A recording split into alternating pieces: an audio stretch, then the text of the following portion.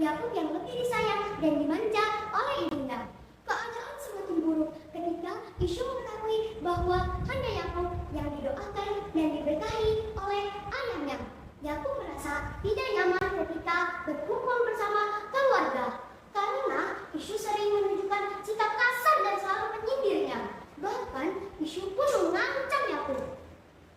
Ayah, apa yang harus kulakukan kepada Isyuk? Dia selalu berbuat kasar kepada aku. Bahkan dia mengancam bahwa aku dan anak cucuku akan menjadi musuhnya. Kata Yakub, anakku, ayah khawatir jika meninggal nanti kamu sering diganggu oleh kakakmu. Karena itu, pergilah kepada Nahor di Irak, lalu temuilah Laban bin Batuil. Semoga kamu dinikahkan dengan putrinya. Mudah-mudahan Allah memberkati perjalananmu. Kata Nabi Isa. Sesuai petunjuk sang ayah, akhirnya Yakub pun pergi ke Padan Aram. Setelah mempersiapkan segala kebutuhan, dia pun segera menuju ke Padan Aram.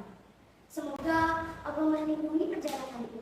Kata Yakub, dia berjalan dengan penuh semangat. Perjalanan yang panjang melewati gurun Sahara tidak menyurutkan langkah Yakub. Dia bertekad untuk menjauh dari kakaknya yang sering memusuhinya. Ketika lelah, dia beristirahat dan akhirnya dia pun tertidur dengan pulas. Di dalam tidurnya, dia bermimpi bahwa dia mendapatkan rezeki yang banyak dan kehidupan yang aman dan damai. Tiba-tiba, Yakub pun terbangun. Astagfirullah, ternyata hanya sebuah mimpi, kata Yakub. Dia berharap bahwa mimpinya akan menjadi kenyataan.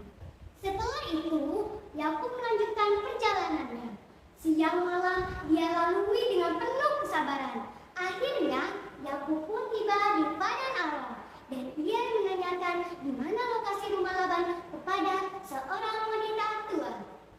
Oh, Tuan Laban, tanyalah kepada gadis yang sedang menggembala itu, nak, kata si wanita tua.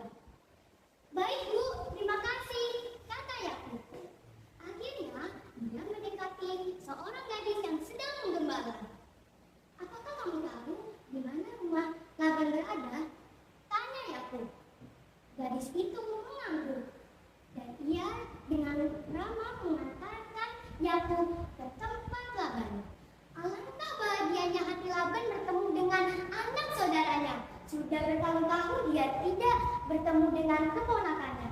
Akhirnya mereka berpelukan untuk melepas rindu. Sungguh aku sangat merindukanmu, kata Laban.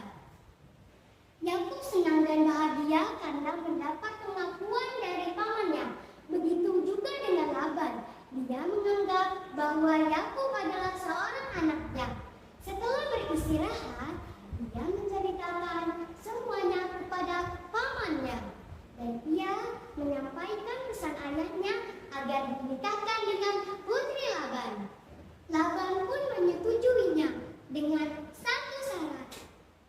Dia harus membantu Laban selama 7 tahun. Akhirnya, selama 7 tahun itu, Yakub membantu Laban beternak besar milik Laban. Setelah 7 tahun, barulah Yakub menagih janjinya untuk dinikahkan dengan putri Laban. Laban pun menyetujuinya. Yakub dinikahkan dengan Laila. 7 tahun kemudian, dia dinikahkan dengan Rahil. Sebagai hadiah untuk kedua putrinya, Laban menghadiahkan 2 orang hamba sahaya. Yakub pun mempunyai 12 orang anak dari ibunda Rahil. Lahirlah Yusuf dan Bunyamin. Demikianlah